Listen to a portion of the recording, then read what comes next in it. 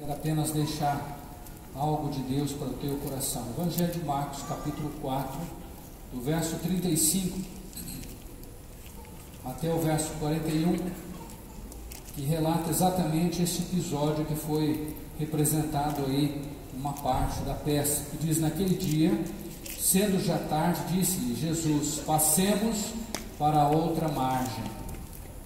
E eles, despedindo a multidão, o levaram assim como estava no barco, e outros barcos seguiram. Ora, levantou-se grande temporal, grande tempestade de vento, e as ondas se arremessaram contra o barco, de modo que o mesmo já estava a encher-se de água. Jesus estava na popa, dormindo sobre o travesseiro. E eles o despertaram e disseram: mestre, não te importa que pereçamos? E ele, despertando, repreendeu o vento e disse ao mar: acalma-te, emudece. O vento se aquietou e fez-se grande bonança. Então lhes disse: por que sois assim tímidos? Como é que não tendes fé? E eles, possuídos de grande temor, diziam uns aos outros: quem é este que até o vento e o mar lhe obedecem? Vamos orar mais uma vez. Paizinho, nós nos colocamos diante da Tua presença, Senhor. Nós abrimos o nosso coração, a nossa mente, para entendermos a Tua vontade e o Teu querer através da Tua palavra. Eu quero colocar cada pessoa que aqui está nas Tuas mãos. Que, Senhor, o Teu Espírito Santo tenha liberdade, como Ele tem tido liberdade em nossas vidas, em nosso meio, e ministrado aos nossos corações. Fala com cada um, fala conosco nesta noite. Ministra a Tua palavra em nós, em nome de Jesus. Amém. Este texto fala a respeito de uma situação que Jesus com os discípulos enfrentam ao atravessar o mar da Galileia. O mar da Galileia, seu local físico, ele está a mais de 200 metros abaixo do nível do mar. Ele é cercado por montanhas e ele sofre muita interferência de mudança de temperatura. E isto acaba de hora em hora ou outra, causar uma grande tempestade, surgir ventos inoportunos e sacudir aquelas águas e agitar aquelas águas de uma forma tempestuosa. E o texto relata uma situação mais ou menos assim, que os discípulos atravessavam o mar da Galileia juntamente com Jesus num barco, muitas vezes fazendo menção de um barquinho muito pequeno, mas este barco não era um barquinho tão pequeno assim. Os barcos do mar da Galileia são barcos até grandes, E eles atravessando o mar, houve uma tempestade já no meio do mar, e os discípulos ficaram apavorados. Não podemos esquecer que aqueles discípulos eram pescadores daquele lago, mar da Galileia. Eles conheciam aquelas águas, mas eles temeram, eles ficaram com medo. E a Bíblia diz que Jesus dormia. E assim, isso me chama uma certa atenção, Nós vemos aqui um grupo de pessoas em uma determinada situação em pânico e alguém dormindo, Eu creio que talvez você já tenha passado por uma situação mais ou menos assim. Você apavorado, desesperado, e o outro está lá, não está nem aí, tranquilo, dormindo. A Bíblia relata uma outra situação dessa de Jonas. Jonas em alto mar, enquanto a tempestade sacolejava aquele barco, as pessoas desesperadas, Jonas dormia. Mas a situação de Jonas não tem nada a ver com a situação de Jesus. Jonas, ele dormia como uma fuga, como um refúgio para uma situação de fugir da presença de Deus. Ele não queria nem saber o que estava acontecendo. Talvez ele estivesse assim, mais ou menos assim: eu vou dormir para não ver morrer. Não era a situação de Jesus. Jesus dormia porque ele estava cansado, mostra aí a sua humanidade, mas também ele estava tranquilo. Ele sabia que tudo estava sob controle. Tudo estava sob controle. O pânico dos discípulos o levam a acordar Jesus. Eles vão lá do lado de Jesus de uma forma veemente, que eu acredito que houve. Eles usaram até um termo: você não se preocupa com a nossa vida? Não se te dá que morramos? Ou podes assim dormir? Ou você dorme tranquilamente quando nós estamos aqui à beira da morte? A palavra de Deus que Jesus levanta, repreende o vento, tudo se torna bonança. O versículo 40, que nos chama a atenção, e eu quero destacar para esta palavra nesta noite, Jesus percebeu naqueles discípulos alguma coisa que não estava bem na vida deles. Jesus detectou alguma situação, um sentimento que deixou transparecer aquilo que existia no fundo da sua alma. E Jesus disse: por que sois tão tímidos? Ainda vocês não têm fé? Ainda não tendes fé? Por que sois tão tímidos? Se você vai olhar no contexto bíblico, e você olha para o original do texto, que é a língua grega, este tímido é uma palavra um tanto fraca para a menção que Jesus faz olhando para o original grego. Uma versão mais direta e mais profunda, e existe algumas versões assim, talvez você tenha uma Bíblia com uma versão assim. Jesus diz assim: porque porque faltou coragem em vocês, porque não apenas uma timidez, mas uma covardia, porque vocês são covardes. Este é um sentido mais próximo do que o original grego traz. O que Jesus quis dizer com isso? Jesus, ele cobra dos seus discípulos uma atitude diante de uma situação da qual ele vinha ensinando aos seus discípulos. Cabe a nós entendermos que os seus discípulos já vivenciavam com Jesus há um determinado tempo, e a reação dos seus discípulos diante de uma adversidade não deveria ser aquela, sendo que eles conheciam Jesus, sendo que eles vivenciavam com Jesus, sendo que eles viviam e entendiam e conheciam o agir de Jesus diante de uma dificuldade. Talvez você diga assim: o que isso tem a ver com Páscoa, pastor? Tem tudo, né? O que a Páscoa traz para nós? A Páscoa, ela retrata a morte de Jesus, e no dia da Páscoa, no domingo de Páscoa, retrata a ressurreição de Jesus. Isto é, Cristo não ficou na tumba, Cristo não está morto, Cristo está vivo. Ora, se eu tenho um Cristo vivo e eu creio num Cristo vivo, a vida de Cristo tem que causar efeito na minha vida. Porque se eu apenas acredito que Cristo está vivo, mas a vida de um Cristo vivo não surte efeito na minha vida Cristo ainda está morto. Porque os mortos não podem fazer nada por ninguém, somente os vivos.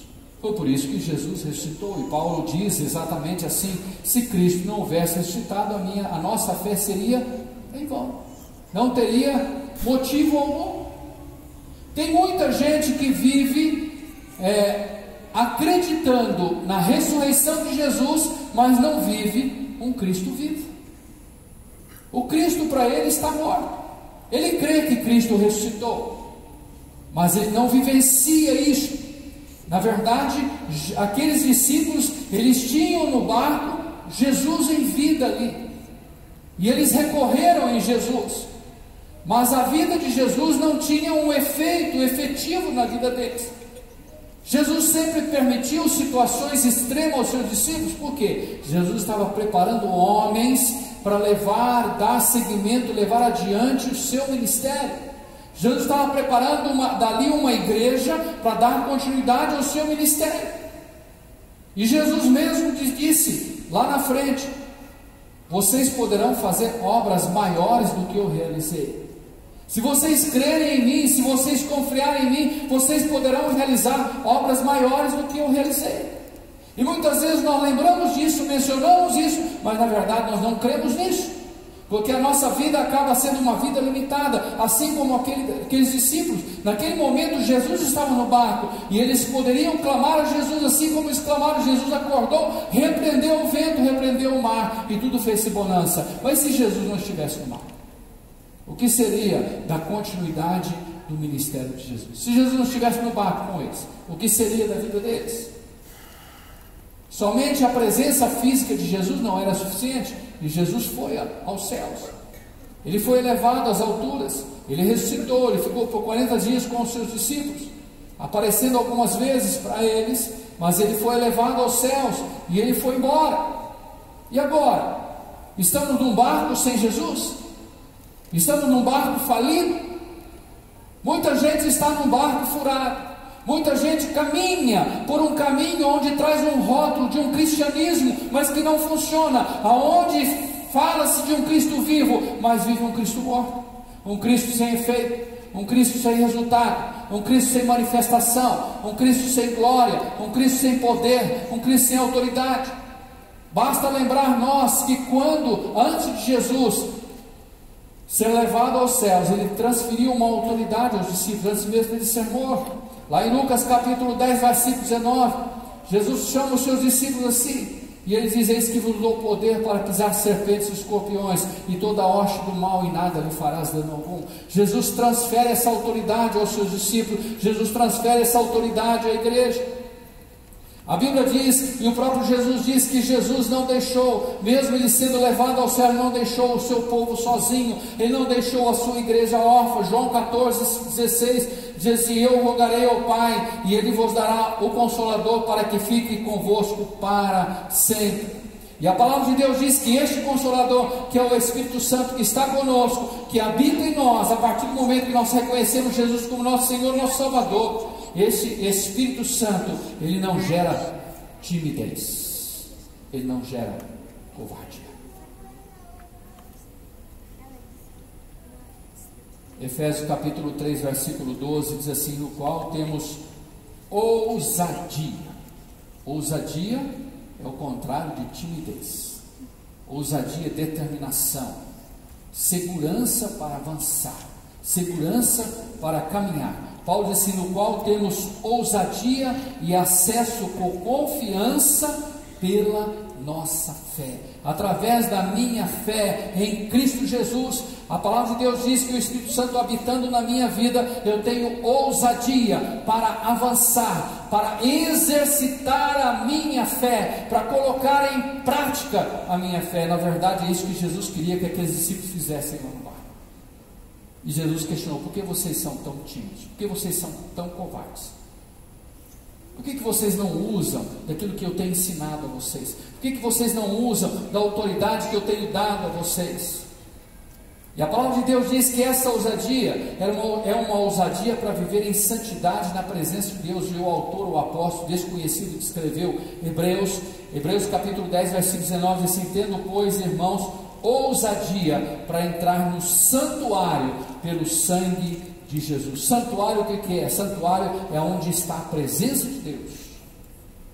A palavra de Deus diz que pela fé e pelo sangue de Jesus, pelo sacrifício de Jesus, pela sua morte, pela sua vida agora, pela sua ressurreição, eu tenho ousadia, eu tenho autoridade, eu tenho intrepidez para entrar na presença do Senhor, para viver este relacionamento com Deus, para viver uma vida de santidade, isto é, uma vida compatível à vida de Jesus Cristo. O Espírito Santo me dá essa autoridade, ele me dá essa ousadia, e é essa ousadia que nós precisamos, amados. É essa ousadia que a igreja do Senhor precisa hoje, é essa ousadia que nós precisamos vivenciar a cada instante da nossa vida. Nós precisamos vivenciar a ação poderosa do Cristo vivo. Não é relembrarmos uma vez por ano, não, no período que comemora-se a Páscoa, que não foi nem nesse dia do ano que Jesus ressuscitou. Pode ter certeza que não. Não é uma vez por ano, é a cada dia, é a cada momento. É essa ousadia que precisamos para enfrentar as dificuldades. É essa ousadia que precisamos para caminhar sempre avante e nunca desistir, nunca fugir das dificuldades, nunca dar as costas para a dificuldade. É dessa ousadia que nós precisamos para dizer não ao pecado, para resistir a Satanás, para resistir às ofertas do pecado, para decidir viver em santidade ao Senhor, em compatibilidade àquilo que Cristo é. Porque a palavra de Deus diz: sede santo, porque o vosso Deus é santo. É com ousadia que a gente alcança isso. Não é com timidez, não é com covardia, não é com medo, não. É ousadia, é determinação.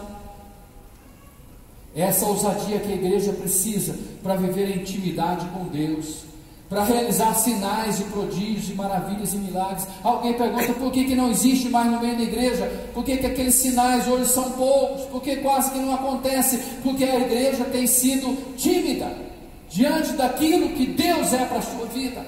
Nós temos um Cristo vivo que venceu a morte, que ressuscitou dentre os mortos, e Ele está à direita de Deus, intercede por nós, e o apóstolo diz que Ele é o nosso advogado diante de Deus. Por que timidez? Por que medo? Precisamos dessa ousadia.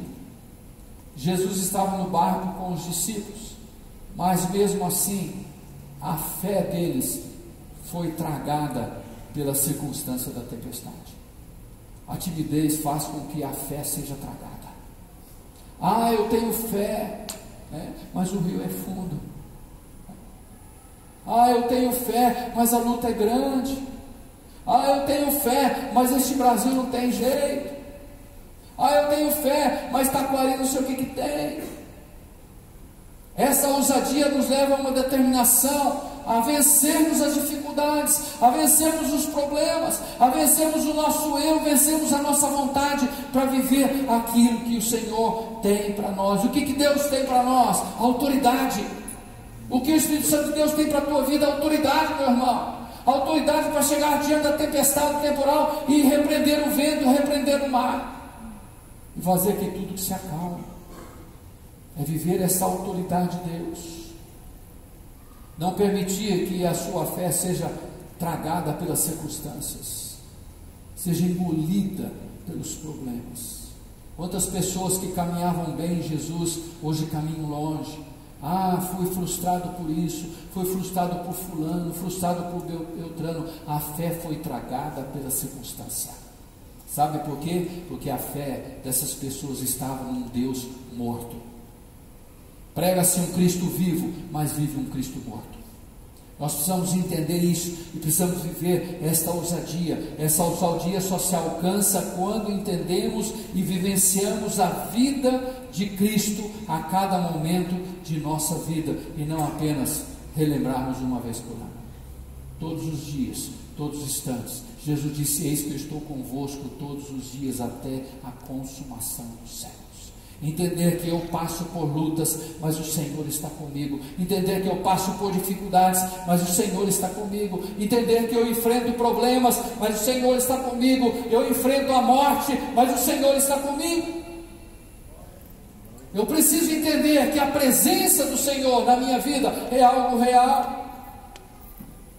Mas eu tenho medo de ser sucumbido. Se você for sucumbido, o Senhor que está com você vai ser. E Jesus jamais será sucumbido. Amém, Jesus. Jamais, que a palavra de Deus diz que Ele não vacila, Ele não dormita e nem dormirá o guarda de Israel, porque o Senhor é quem te guarda, o Senhor é a tua sombra, a tua direita. O sol não te molestará de dia, nem a lua de noite, que o Senhor te guardará de todo mal. Ele guardará a tua alma, Ele guardará a tua entrada e a tua saída desde agora para sempre. Amém, Senhor. Você crê nisso? Amém. Amém. Pode dar um glória a Deus. Você crê nisso? Viva este Cristo vivo. Este Cristo que ressurgiu, venceu a morte.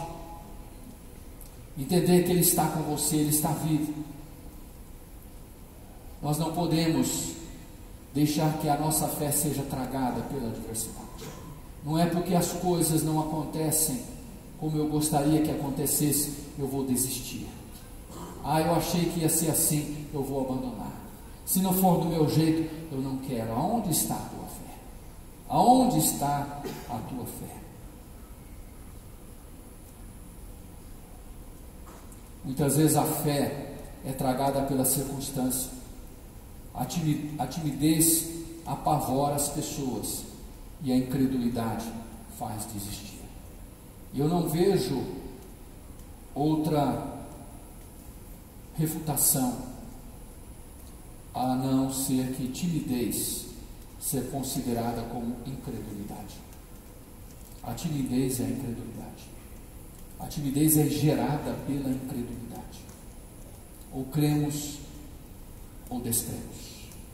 Ou caminhamos crendo naquilo que Deus é para nós, ou descremos em toda a palavra, em tudo aquilo, todo o projeto de Deus para a nossa vida.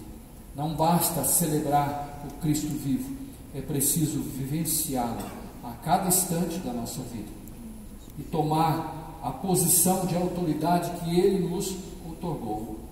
Ele transferiu para nós. Lá em Mateus 28 chega um momento que Jesus diz assim: é-me dada toda a autoridade no céu e na terra. E Ele olha para os discípulos e Ele diz assim: portanto, ide vocês, ide. A autoridade foi dada a mim, agora estou enviando vocês debaixo da minha autoridade. Ele otorgou a autoridade, Ele transferiu essa autoridade aos seus discípulos, aos seus apóstolos, à igreja do Senhor.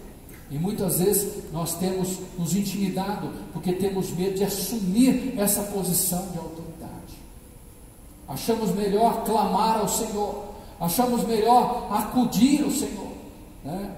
Na verdade, eu imagino que aqueles discípulos, eles deveriam estar aproveitando o mar da Galileia para dormir, porque era o momento que eles tinham para descansar enquanto o barco atravessava o mar da Galileia, né? O que você faz no ônibus à noite, quando você tem que viajar a noite inteira? Dorme. O que você faz no avião, quando você cruza o mar Mediterrâneo e vai para a Europa, né? Profetizando isso na tua vida? Recebe aí quem quiser, né? O que você faz? Você dorme, né? 11 horas dentro daquele cubículo ali apertado, não dá nem para mexer direito, o jeito é dormir, né? Aproveita para dormir no tempo de viagem, porque a hora que chegar lá, existe uma grande atividade. Jesus saiu com os discípulos de uma atividade, ele estava atendendo pessoas, ele cruza o mar da Galileia, ele vai enfrentar com o endemoniado, o gadareno. Jesus foi dormir, e os caras ficaram apavorados com a onda. Agora imagine, coloque você no lugar de Jesus. Você já foi acordado um dia por alguém, por uma bobagem? Né? O maridão está lá dormindo, né? De repente ele acorda com a mulher em cima dele. Bem, por favor, acorda. Ele acha que a casa está caindo. O que foi? Uma barata. Que vontade que dá? Matar a barata. Imagine Jesus dormindo lá tranquilo. Jesus acorda, uma tempestade. Poxa, vocês não podem resolver isso, precisa de mim para isso, né? O Senhor te deu autoridade, irmão. A autoridade de Deus está sobre a tua vida. Exerça a autoridade. Eis que vos dou poder para pisar serpentes e escorpiões e toda a hoste do mal, e nada lhes fará dano algum. Eu tenho medo, pastor. Nada lhes fará dano algum.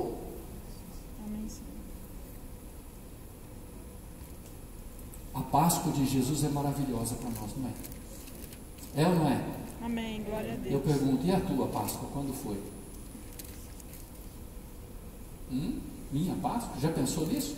Quando foi a tua Páscoa? Olha, o que é Páscoa?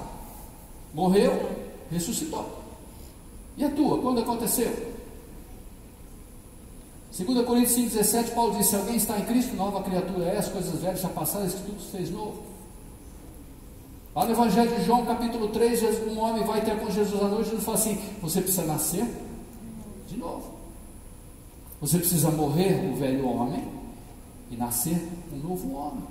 Você precisa morrer o velho homem e ressuscitar um novo homem. Quer dizer que existe Páscoa para nós também, não existe?